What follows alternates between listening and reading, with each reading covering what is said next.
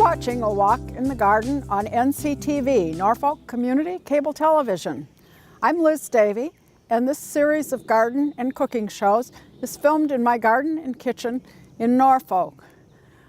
We've just finished up with 2.5 inches of rain, so things are kind of wet around here in the herb garden. But hopefully we will not have any more rain until at least we're finished filming this episode. We're hoping for the best. It is wet, and it has been wet, and it's also been warm, so things have really started to pop in the garden. And it's been hard to get out to do the work because it has been pretty rainy. I think they said this morning on the weather that we were about an inch ahead for the season. So we're going into the season with some good moisture in the soil, and hopefully we won't have too much drought this summer. The herb garden is in need of cleaning up, which has already been done, and now I need to prune some of the more tender hardy herbs. They're hardy, but they usually die back at the tops. This is a southern wood, or Santolina. It's primarily used for insect repellent, moth protection. It's also just a nice addition to the garden, and it's kind of scruffy looking at this point, so I want to really trim it back once I can see that it's starting to grow along the stems. Like lavender, it's one of those herbs that will put new foliage out on the sides of the stems, so we can trim it back fairly hard. This will also help it to stay a reasonable size.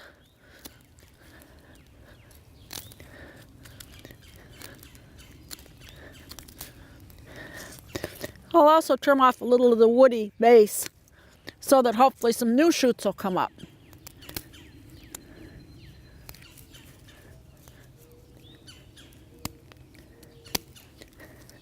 I'll come back and finish this off later. We're also starting to find a few weeds in the garden, and also a few plants that are not where we really want them.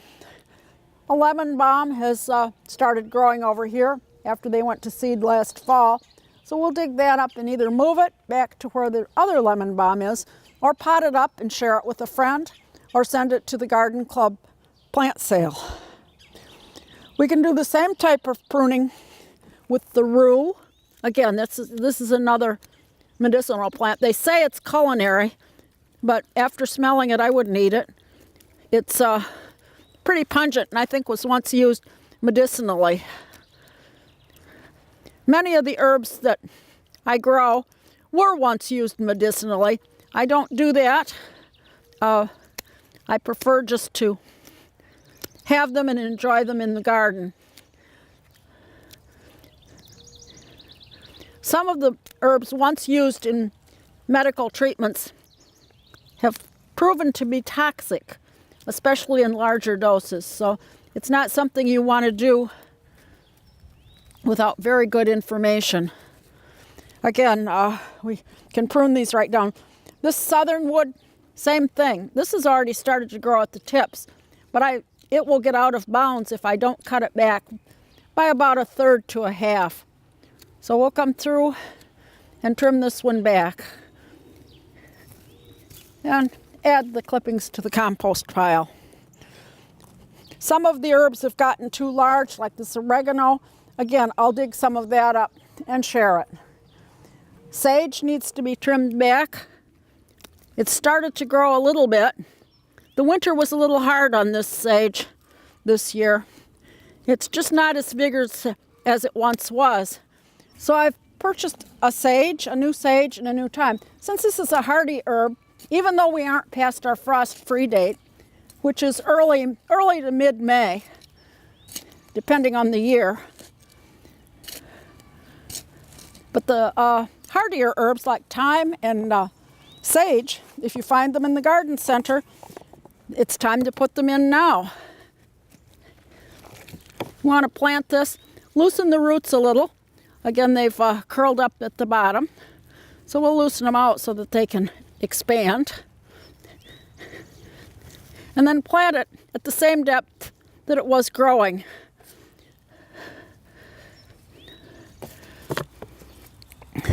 I'll do the same with the new thyme that I bought. There are so many different kinds of thyme and sage. This one's an English thyme. There's French thyme, there's lemon thyme, caraway thyme. I have a number of these, but it's always nice to add another one. Many of them are culinary, but not all of them are. Some are strictly ornamental. The ornamental ones tend to have red blooms, and they make a very nice ground cover. It's very low, you can step on it, and they really look quite nice.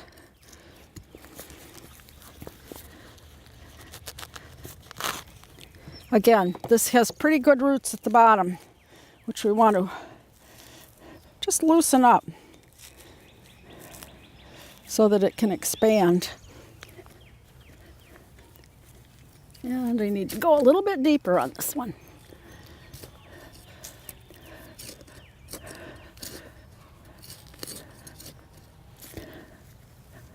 There.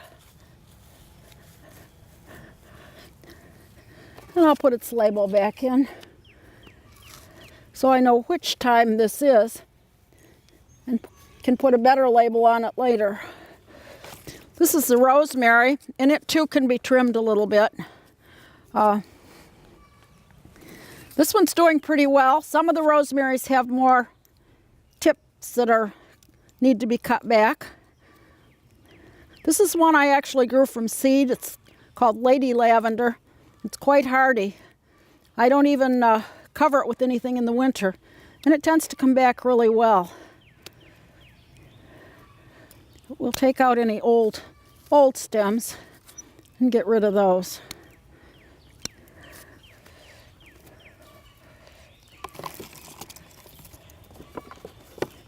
The pots will come in handy for digging and moving some of these other items. Most of the thymes can be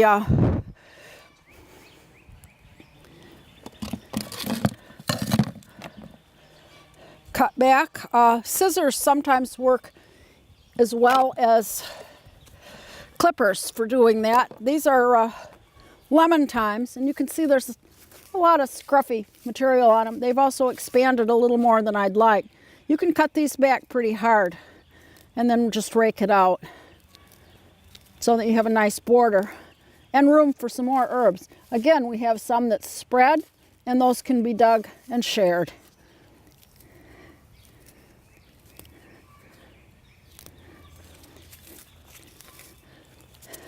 Some of the others have more dead tops, and we can just mow those back right almost to the ground, and they'll come back and look much better for having been pruned. I have a rose up here that's a perfumer's rose. It's called Rose officinalis. It is a once blooming rose. It's very fragrant, and the petals were once used in the perfume industry. I won't be pruning this rose now unless I see a dead shoot, and this may be one right here. And that I would take back to the base. If the rose just blooms once, you prune it after bloom. If it's one that blooms all year, and we'll come to one of those later, now's the time to cut it back, perhaps by up to a third. So let's move on down to the perennial garden. Incidentally, it's time to put up your bird houses. If you have wrens, that you have wren houses. The wrens usually return, you can tell by their little lilting song, about the first week in May. So it's nice to have a home ready for them so that they will nest in your yard instead of someone else's. So it's time to get those bird houses out and get them up. I've already put up a few of them in hopes that they will be used this season. The birds are starting to mate and find places for nests as the leaves come out on the trees and bushes. So it's nice to have a few bird houses around. The birds do a nice job eating bugs. Remember that, and it encourages you to be friendly to the birds. We're ready to start picking a few herbs too. The chives are coming, and we can start picking those at any time.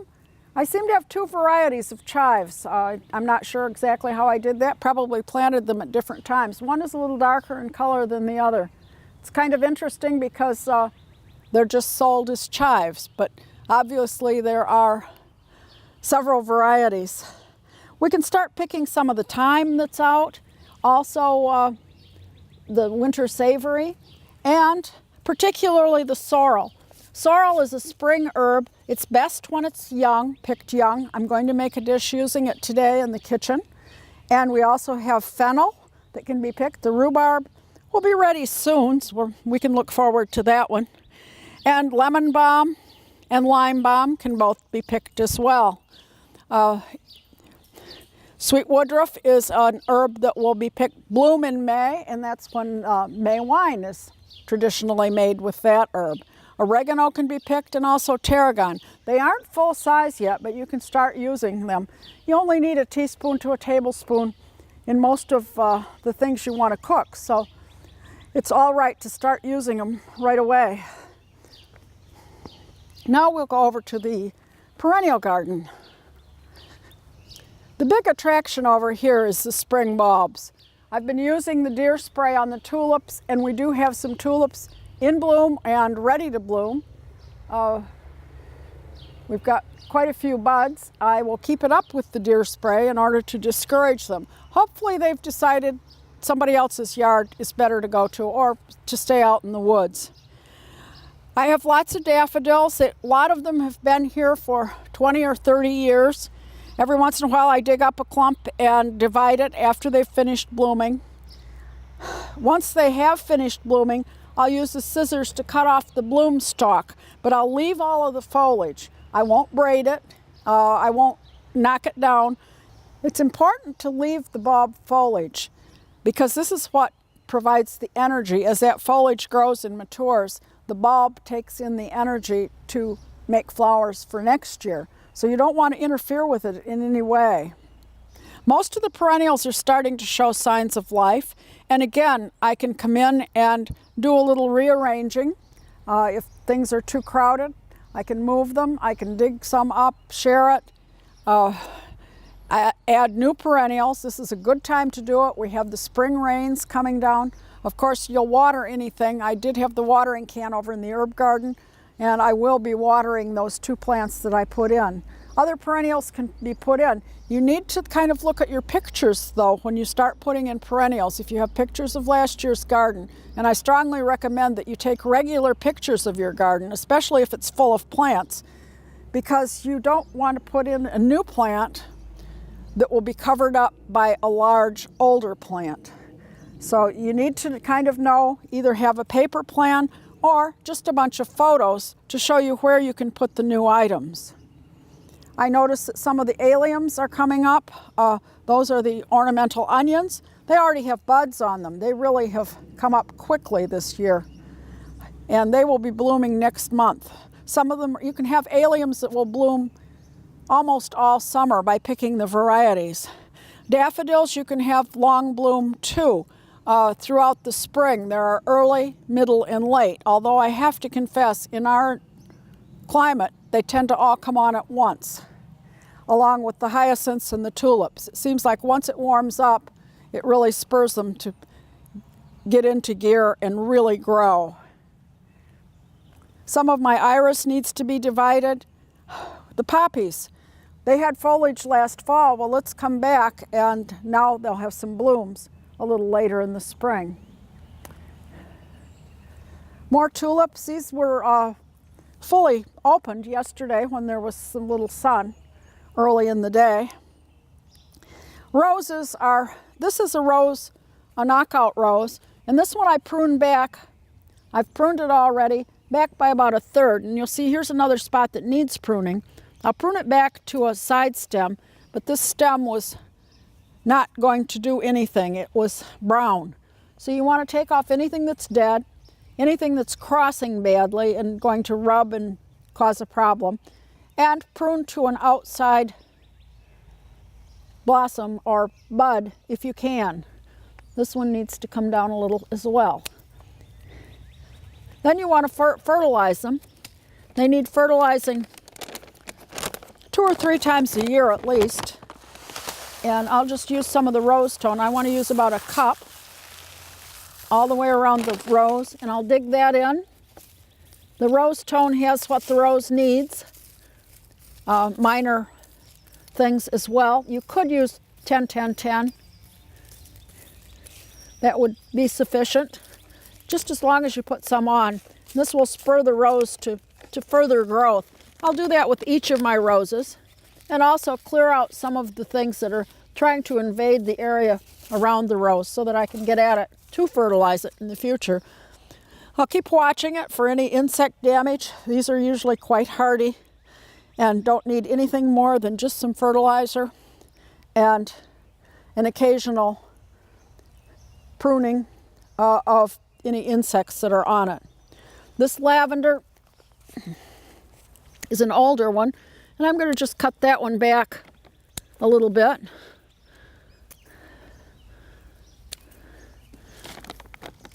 Some of the ends are a little brown. This one I had covered for the winter. It seems to be a little more tender, and it seems to have come through pretty well. Again, we have a few stalks. This one has some old woody stalks. It's a fairly old plant.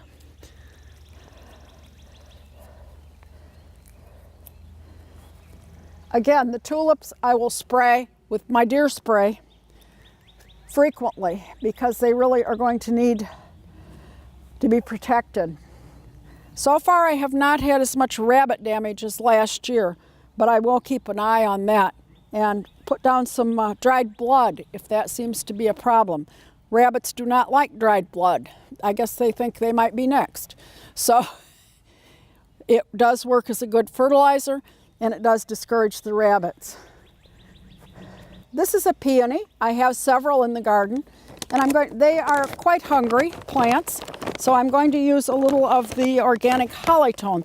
They are also like acid soil, so I will just, again, sprinkle some around its edge and dig it in. This will get it hopefully off to a good start. This is a deep red one. I also have white ones.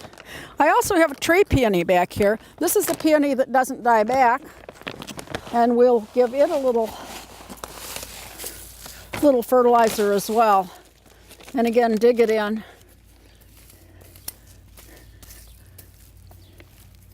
Around the edge.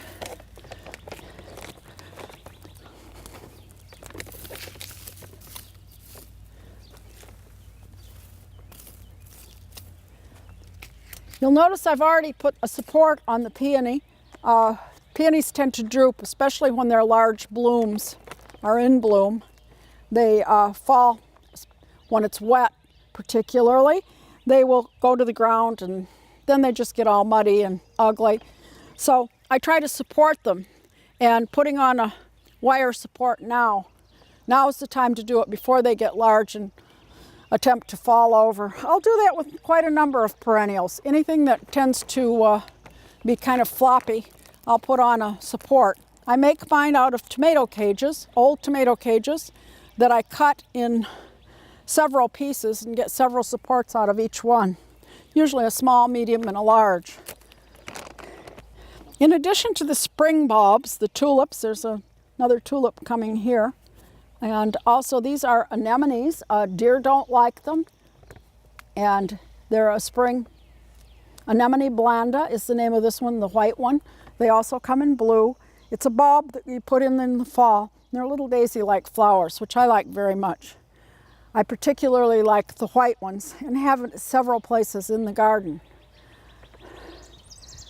Other bulbs that you need to watch are lilies, and my lilies are starting to come up. And not only do you have to watch for deer damage and use deer spray on the lilies, although the fence kind of protects these, you do need to watch out for the red lily beetles.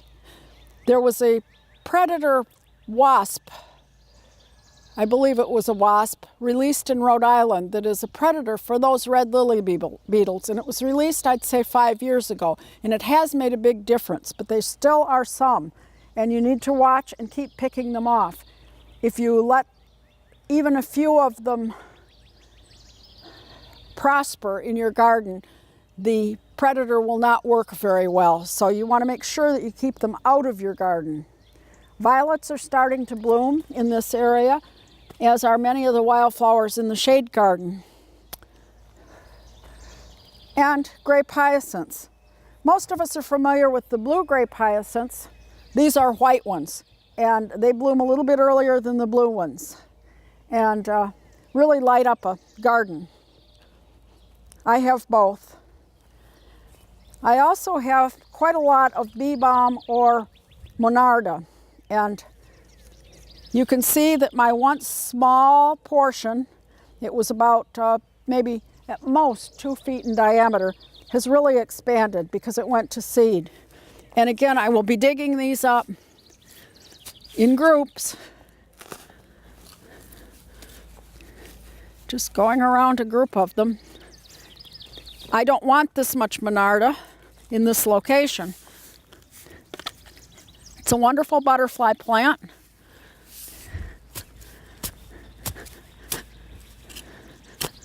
We'll sever some of the roots and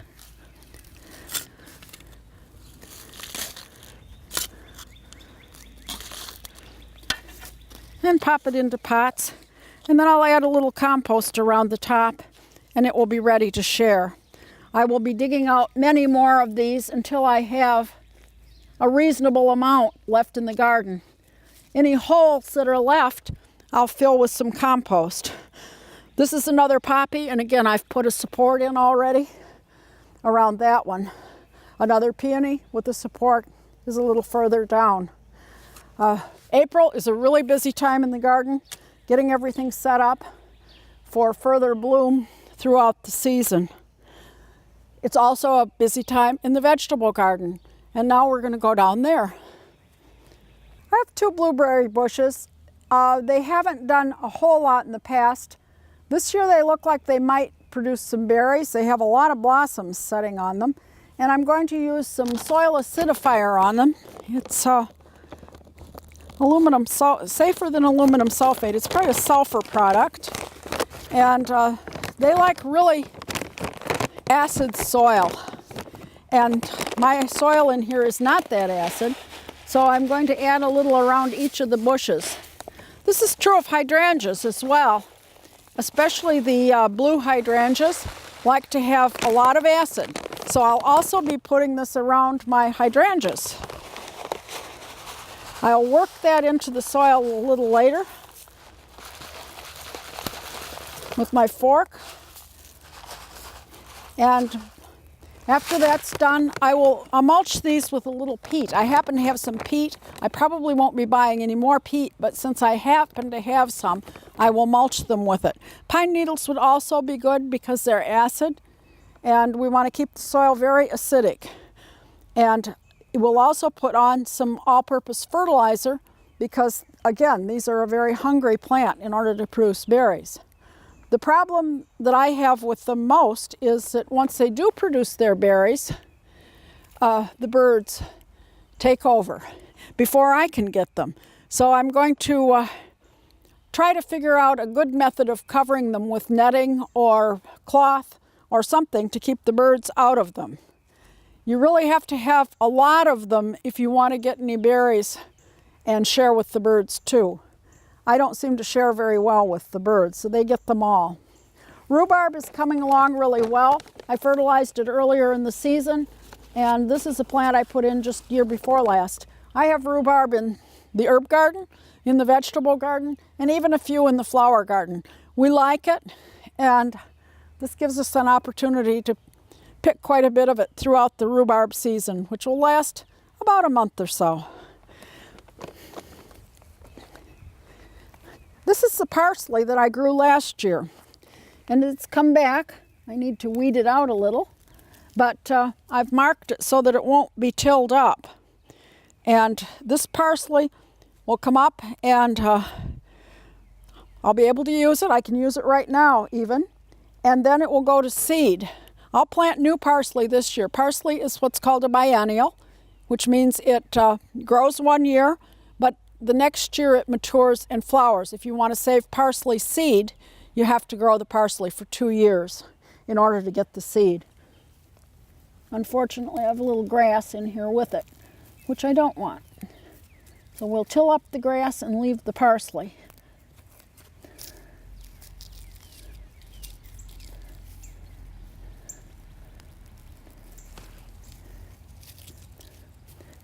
The curled variety tends to come back a little better than the flat leaf type, I have found. So I always make sure that I leave some to come back. I think I have some of the flat leaf down at this end of the little parsley bed.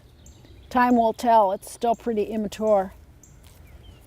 But I cover it with straw and it will make it through the winter. I'm going to move over here and it's time to plant onion sets. I've already planted some spinach and it's already come up in this area. You can see just a little, it looks like grass, but it's really spinach. If our weather continues to be somewhat cool and damp, we should get a good crop of spinach. If it turns hot, the spinach will just go to seed and we really will get very little. I'm going to plant some onion sets. They're actually starting to grow in the bag. I've had them for a couple of weeks. And these are larger onion sets than I usually get. And so I want to plant them fairly deep. And I'll plant them 1 inch or so apart. And push them down into the soil. More like 2 inches, I think.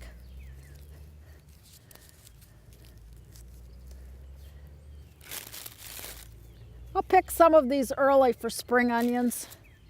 Others I'll let mature and hopefully get some good storage onions.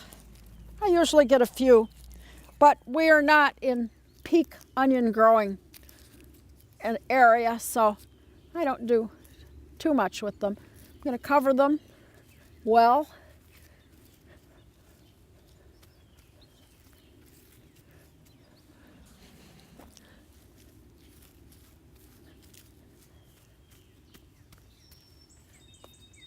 And then I'll just continue with the whole row to finish it a little later.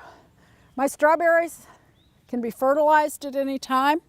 I'll use an all-purpose fertilizer on them. I may pull off a little more of the mulch. They were mulched fairly thick. I don't want them to go into blossom too soon. If they blossom and then it frosts, you lose your strawberry crop almost completely. So that's something that we don't want to do. I'm going to do some more planting. I have peas in this area, in this row, and they're already coming up. You can see them breaking through. And it will be time to put up the fencing that the peas need to climb. I want to make sure that they're up enough that I can see them, that I don't put the fence on top of them. I want it next to them, not on top of them. So soon it will go in. It's time to plant radishes, beets, carrots, lettuce. All the spring crops can be planted at this time. I'm going to plant a few radishes today and a few beets. Radishes can be planted about every 2 weeks. That way you'll have radishes. A steady crop of them. So you need to just plant a few at a time. If you plant a whole row of radishes, they probably will all go to seed before you can finish your whole row. So again, I want to try to spread these out so they aren't too close together. They can be thinned.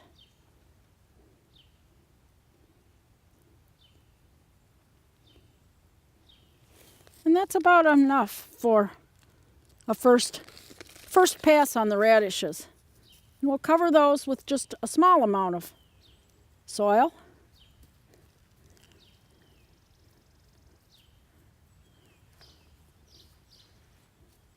And pat it down well.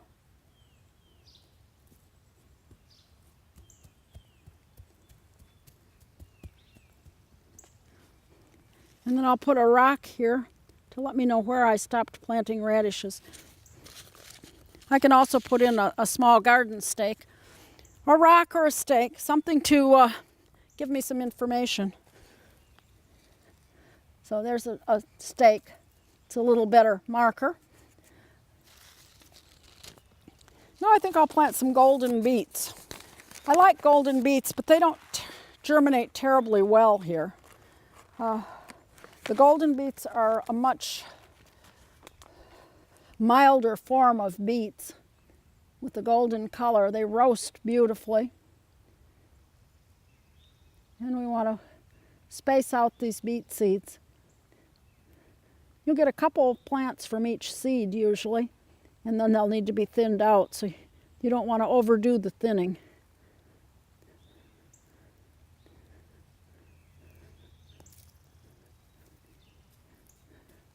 And once more, we'll just cover those.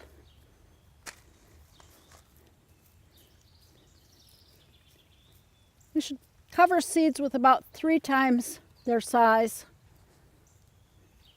of soil. And again, this will give us a few early beets. And I do have a rock to put here on these. And we can go along and plant carrots, red beets, lettuce, any number of the early spring crops. Again, the spinach and peas are already in. So, and of course our garlic is still doing well. It's all come up very nicely and is growing well. The raspberries I have pruned. I took out all the stalks that bloomed last year and bore fruit. And there will probably be a few more that I missed along the way. But the ever-bearing raspberries I cut completely to the ground, and they'll come up fresh every year.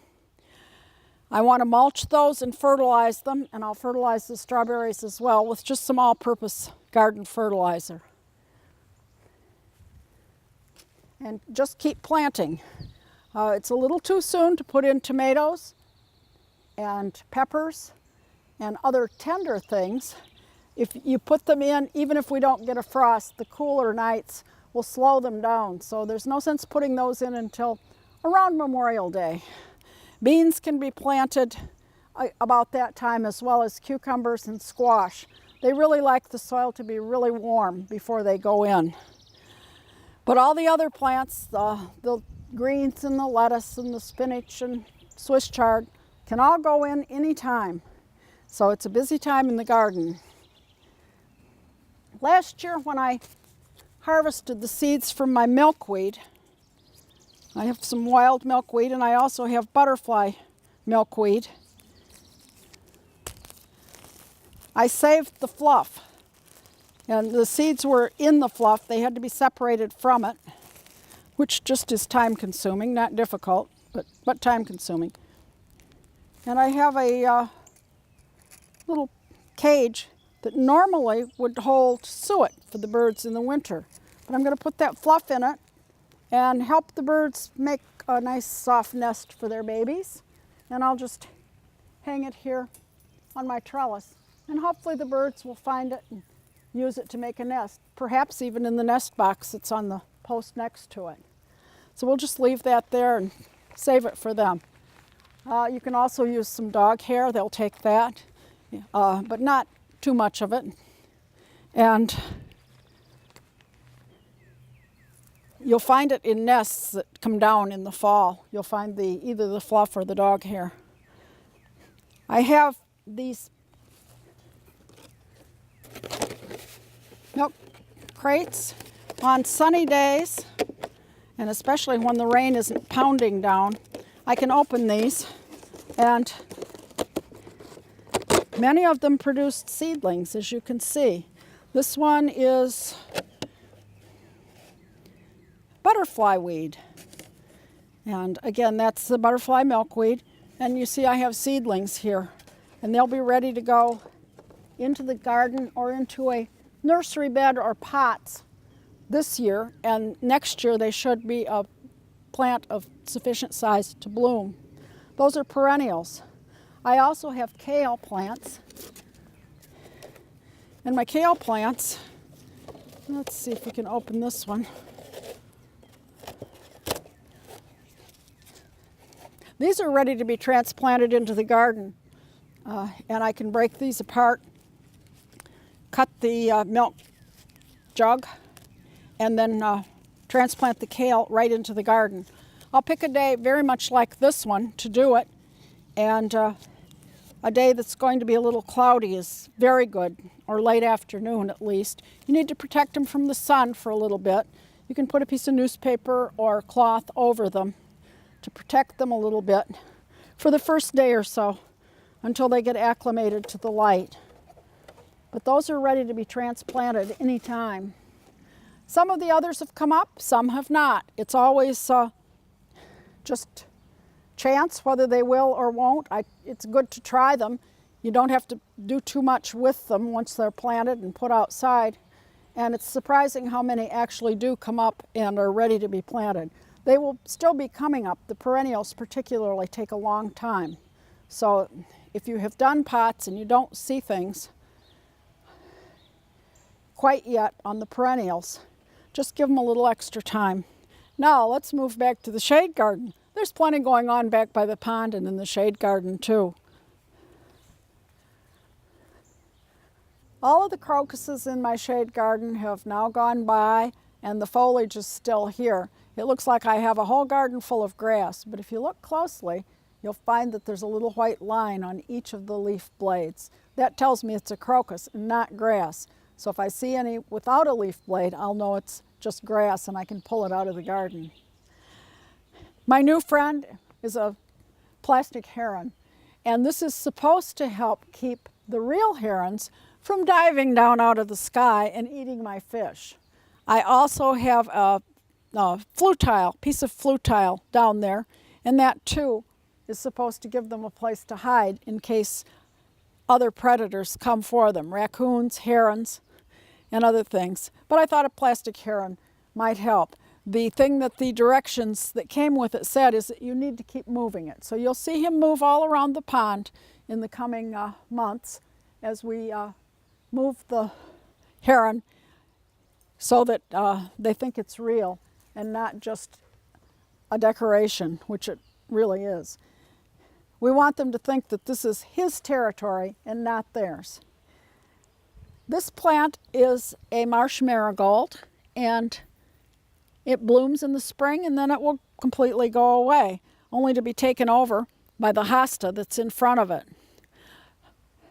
In the shade garden, there are a lot of things called spring ephemerals, and these are plants that come out in the spring when the light is flooding through the bare trees, and then they will disappear when the shade from the trees gets heavy enough.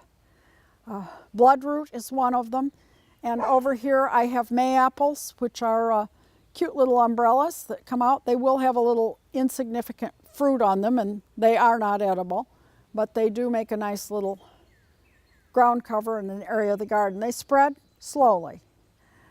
The main thing that are coming up now would be my hosta, and we have to be careful with those.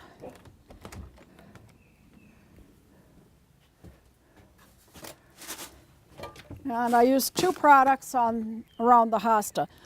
Not only do I like hosta, the slugs and the deer like them as well.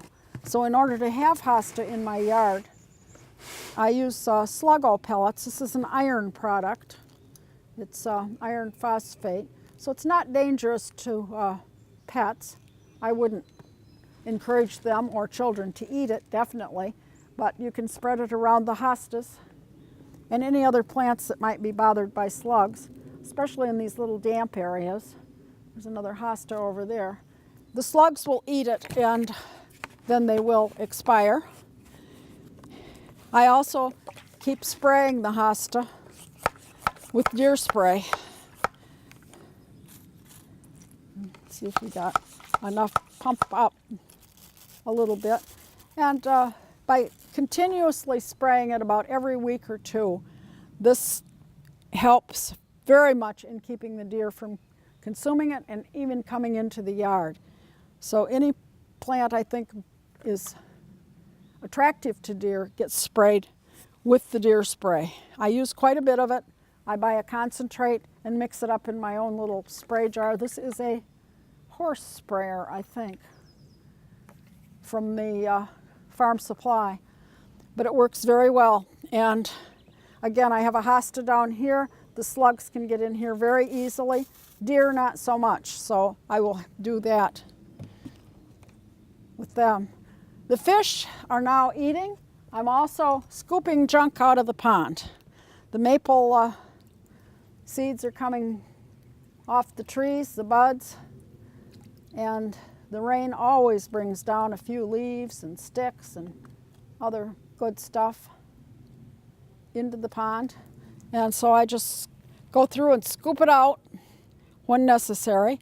I do need to drain it slightly, put in the filtration, and then fill it with some fresh water, and then we'll be set to go for the summer.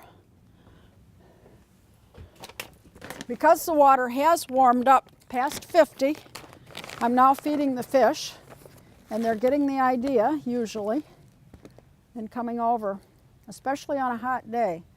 They welcome a little food. My 7 fish all survived the winter, even though we had a brief time there where the pond froze up and even the pond heater didn't keep as big a hole in the ice as I would have liked. But they all made it through, and they've grown. They've about tripled in size from last year. We put in new fish last year because of the heron fiasco of the prior years, and these have grown nicely. They've at least tripled in size, and I think the camera can see them down there at that end. And they've changed behavior a little bit. They're fun to watch. They used to be all separate. Now they kind of stick together as a group, so they have formed their own little school of fish.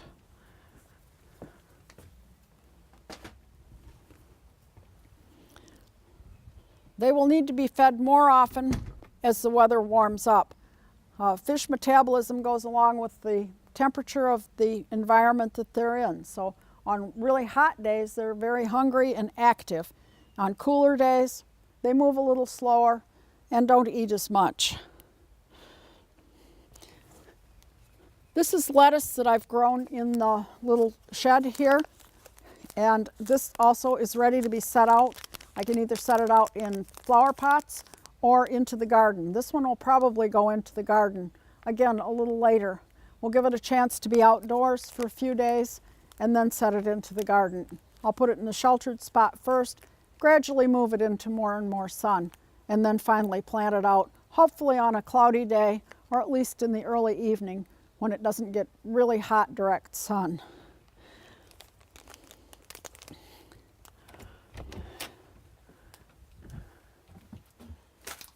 I have some more spring ephemerals over in this part of the garden. I don't think the camera can catch them from this angle. It's called Mertensia, and it's a blue bloom. Hopefully we can get some shots of that a little later and use them in some of the areas on the show. It's a nice little blue and pink plant. Again, it's one of those that will be here for a few weeks and then completely disappear and be replaced by other plants in the garden. As we keep going through, we have a cherry tree that's in full bloom up above.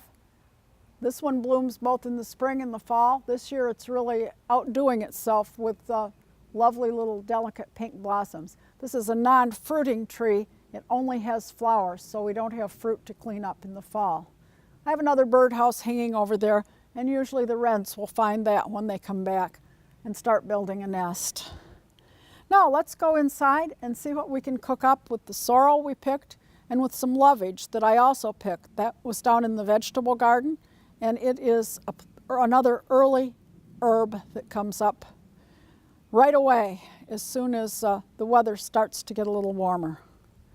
They're some of the earliest things that we can pick, along with chives and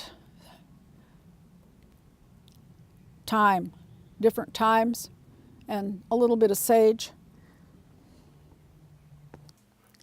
I really like to be outdoors in the summer, so my cooking kind of takes a back seat in the summer months when I can be outside, but we still need to eat. So I like to do things that I can prepare maybe early in the morning and then finish up later in the afternoon when I come in from outdoors. I also like to use the things that I can pick in the garden as they come into season. Today I'm going to make a salad with some lentils, and this is adapted from Yotam Ottolenghi, the book Plenty, and it uses lentils which I have already cooked. I did those earlier, and they take a bit of time to cook, but not too much. You can do it while you're cleaning up. I've also picked some sorrel, and with the sorrel, when I use the sorrel, I like to take out the main stem, and you just fold it in half and slice along the stem. That gets rid of the tough stem part.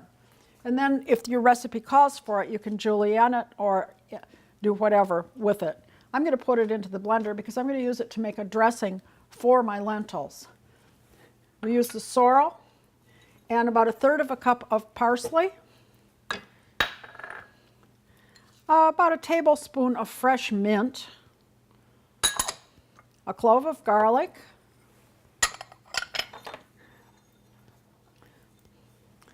a 1/4 cup of oil,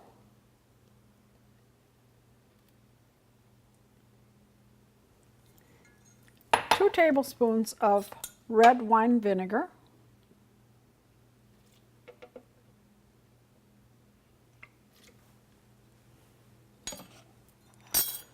some salt and pepper. I'll just put a few shakes in. Kind of depends if you cook the lentils with salted water. I did not. And then a few grinds of pepper.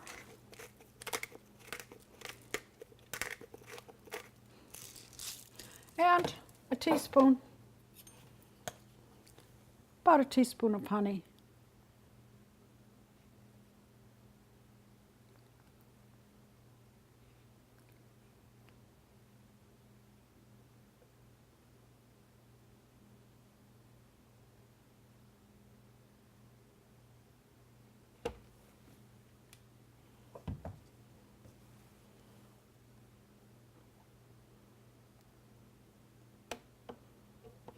Then I'm just going to spin this within the processor until everything is pureed.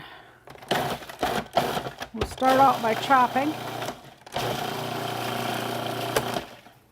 And definitely we'll need to scrape it down a little bit. This makes a dressing for the salad, but we'd like to have it smooth, so we'll keep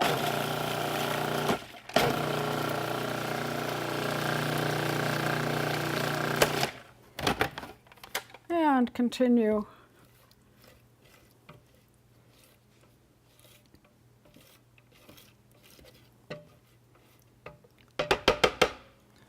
The blender might actually work better in this instance. It should start to become more finely chopped.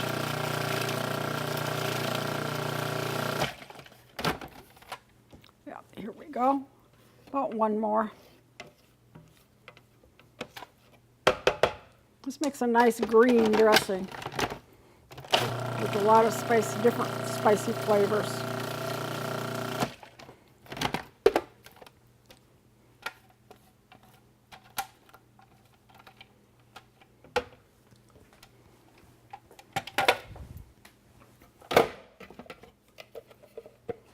And we'll add that to the lentil mixture. These were the black lentils. Lentils come green, brown, black, red. You could use any type for this. They're a very nutritious vegetable.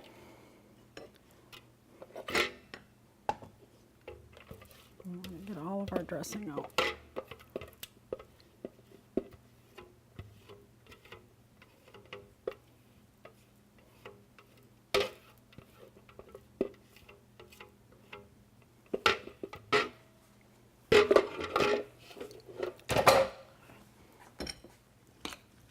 We'll stir the dressing into the lentils.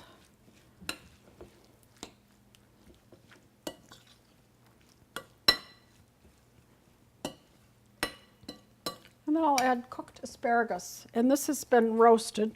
You could also just boil it, quickly boil it, but I had some roasted asparagus. And I'll stir that in. And then we'll garnish it with feta cheese on top. And that can be stirred in later. This can be served either at room temperature or slightly warmed. If your lentils are just cooked and drained, they would be warm already, and it would be ready to serve. So it makes a quick and nutritious salad. I'm also going to get something ready to go in the oven. The oven also is a time saver. And I'm going to make a chicken dish using lovage. And lovage is an early spring vegetable. Actually, it grows all summer, but the tenderest ones are in the early spring. And lovage is a celery type relative. It has a very strong celery flavor and scent. And I'm going to put a coating of lovage on the bottom of my pan, and then on top of that I'm going to use chicken thighs, and I'll put 3 on top of the lovage, and then I'm going to put some of the lovage leaves underneath the chicken skin. These are boneless thighs. They have a little bit of skin on them, and we're just going to tuck the lovage underneath.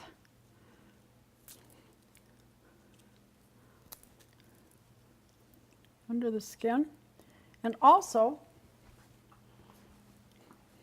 a piece of lemon. So it will be lemon and lovage.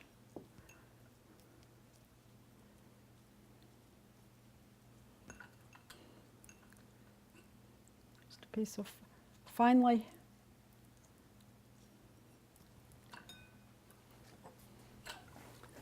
and then I want to add around the dish some chopped onion,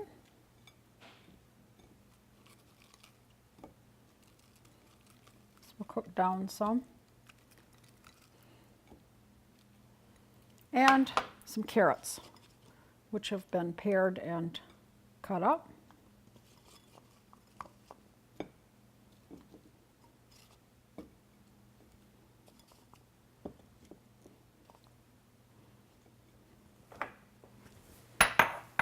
A drizzle of olive oil,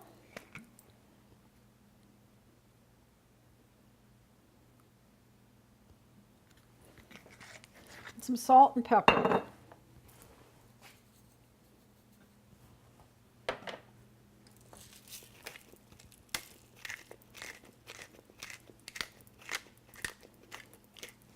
And this will be ready to go into the oven with some foil over it for about half an hour.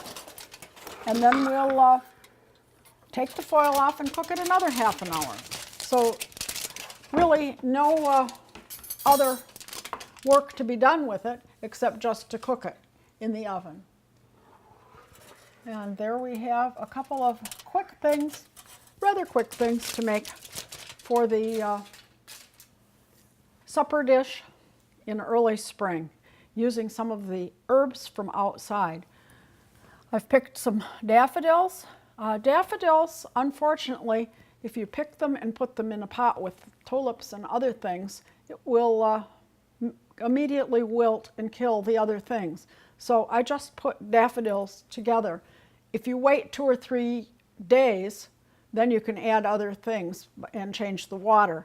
But I just like to have a bouquet of mixed daffodils. I plant different types.